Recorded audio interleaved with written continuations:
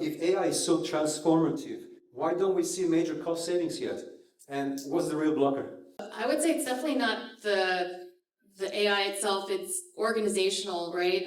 You know, hospitals, they struggle with the data. So if you look at like the plumbing of getting these AI models, you have data, as you know, all over the place in EHRs with payers and imaging devices. So pulling that data together is expensive and fragile, and I think some of the cost savings that are promised get kind of caught up in there.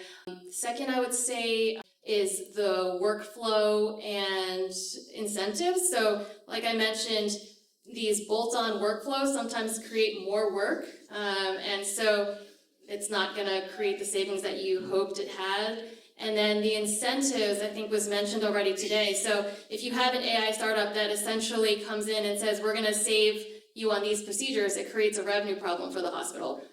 Lastly, and I think the biggest thing, is actually the ability, why we don't see impact, is the ability for hospitals to actually manage that change and change care pathways. I'll cite an example. To be able to retrain everyone and get that value is not like a small thing to rework a whole hospital system. So we kicked off a project this year with the government of Alberta, Canada. It's an 8-year, $850 million project for Siemens to come and help them redo cancer care pathway for their 5 million Albertans in their province. So that's the size and scale that you need to really like create change. Yeah, it's fascinating.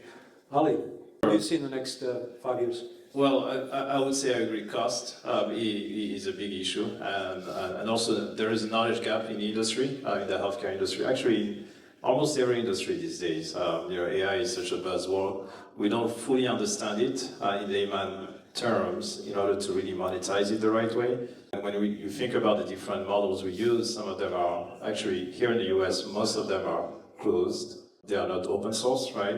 And there could be some impact on how we sort of train the models we use, right? And so getting really informed on the technology that we're using can help us find better sustainable business models. In terms of where I think this is heading, I would look at a macro level, see the opportunity to leverage this buzzword, right? AI is such a magnet, it attracts a lot of stakeholders, and I think that's where we would all benefit as an industry, because we would have more investors, more investments, more resources coming to the table just because it is quote-unquote AI, right? And so it will be up to us to really sort of decipher that and make good use of that sort of new attraction. We should leverage this opportunity. And we see it firsthand. We have new investors coming, as I mentioned, we have new corporations. A lot of them don't really know what they're looking for, but because it is quote-unquote AI and healthcare, they want to have an impact and make money. So we're sort of educating a new breed of stakeholders that are coming to the table.